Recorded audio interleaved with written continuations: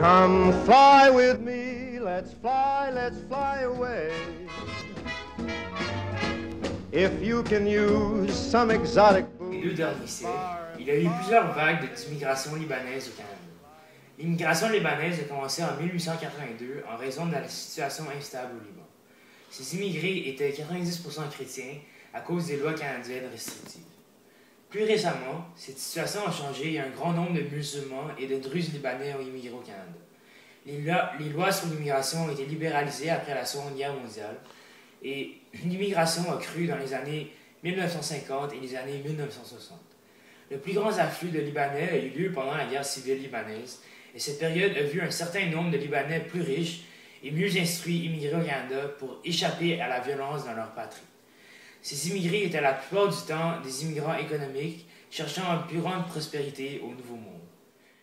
Le Canada était le seul pays occidental, avec l'Australie, à établir des programmes spéciaux pour permettre aux Libanais de venir plus facilement dans le pays, et ils ont établi un bureau à Chypre pour traiter le cas des réfugiés libanais. Aujourd'hui, il y a environ 143 000 Libanais canadiens, ce qui fait d'eux le groupe le plus nombreux de loin parmi les Arabo-Canadiens. Bonsoir, bienvenue à Immigration Télé. Nous recevons aujourd'hui Madame Carole Damiani, d'origine libanaise, qui vit au Québec depuis 24 ans. Alors, pourquoi avez-vous quitté le Liban? J'ai grandi pendant la guerre civile et mes parents, à 17 ans, quand j'ai eu mon baccalauréat, m'ont offert le choix soit de rester au Liban pour faire les études de mon choix ou aller à l'école hôtelière de Lausanne pour faire l'hôtellerie.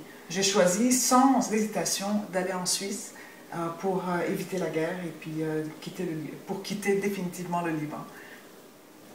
Alors, quel a été le processus d'immigration? Avez-vous rencontré des difficultés pour entrer au Canada? Lorsque je me suis renseignée, on m'a expliqué qu'il fallait que je présente une demande au Bureau d'immigration du Québec en premier. Une fois acceptée par le Québec, le Canada, c'était la deuxième étape. Donc j'ai commencé par présenter une demande pour venir immigrer au Québec. J'ai fait ma demande la première fois pour être travailleuse autonome. J'ai été refusée. La raison qu'on m'a donnée lors de l'entrevue était que j'avais juste 21 ans et que je n'avais pas gagné 500 000 $ dans ma vie. Donc, je suis rentrée en pleurs chez ma tante, qui recevait à ce moment-là des amis. Une des amies qui était présente avait sa fille qui habitait à Montréal et qui était connectée à Madame Louise Harel, députée d'Hochelaga Maisonneuve. Elle m'a dit qu'elle allait parler avec Madame Harel pour voir comment il pouvait m'aider.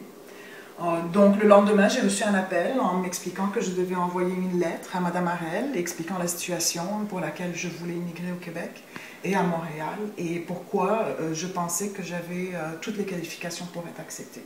Ce que j'ai fait.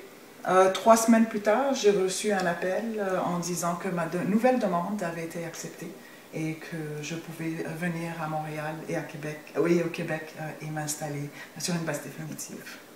Alors, quand vous êtes arrivé au Canada, est-ce que vous avez eu des difficultés à vous intégrer ou des grands chocs par rapport au climat, à la culture? Non, j'ai eu beaucoup de chance. Je suis arrivée, ma meilleure amie habitait ici déjà, donc elle était canadienne déjà. Elle m'a beaucoup aidée, elle m'a présenté à beaucoup de membres de la communauté libanaise qui étaient très nombreuses ici à Montréal. Donc ils m'ont acceptée, je me suis intégrée facilement, j'ai trouvé un emploi à l'intérieur de 3 semaines de mon arrivée, j'avais un appartement et une voiture, donc je me suis installée très rapidement. Et avec la communauté et les amis libanais que je me suis fait sur place, ça a été très facile. Le choc, vraiment, c'était le premier hiver qui était monstrueux. J'ai vraiment gelé. Je ne m'attendais pas à ce qu'il fasse si froid. Je ne savais pas qu'il pouvait faire si froid. Sinon, c'était j'avais un peu le manque de mon pays. Donc, j'ai facilement trouvé le marché à Denise, qui m'a rapporté tout ce qui me manquait côté nourriture. Et c'est tout, vraiment, à part le froid. Peut-être le langage aussi, les Québécois parlent avec un petit accent qui n'est pas facile à comprendre par moment. Donc, mais ça prend juste quelques semaines pour s'adapter puis pour comprendre tout ce qui se fait dire. Oui, alors, pensez-vous que ça a été aussi facile pour d'autres immigrants de s'adapter? Non, je ne pense pas que c'est facile pour tous les immigrants. Moi, j'ai eu beaucoup de chance d'avoir autant d'amis et de connaissances ici. Je pense qu'il y a beaucoup d'immigrants qui arrivent, qui sont perdus. Il y a beaucoup de choses à faire et si on n'est pas aidé et guidé, c'est pas facile. Par contre, je suis au courant d'un nouvel organisme qui est basé à Montréal, qui s'appelle Immigrants Québec, qui aide énormément les nouveaux immigrants en leur disant les étapes à suivre pour s'installer ici.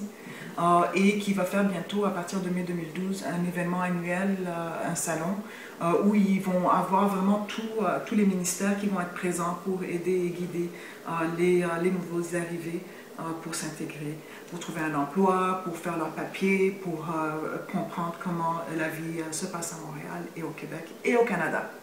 Alors merci beaucoup de nous avoir donné de votre temps et rendez-vous pour la prochaine édition de Immigration TV. Maman, peux-tu nous Chistaouk? Chistaouk? Soccer ou hockey? Hockey. Ski ou plage? Plage. Température chaude ou froide? Chaude. C'est bon, merci.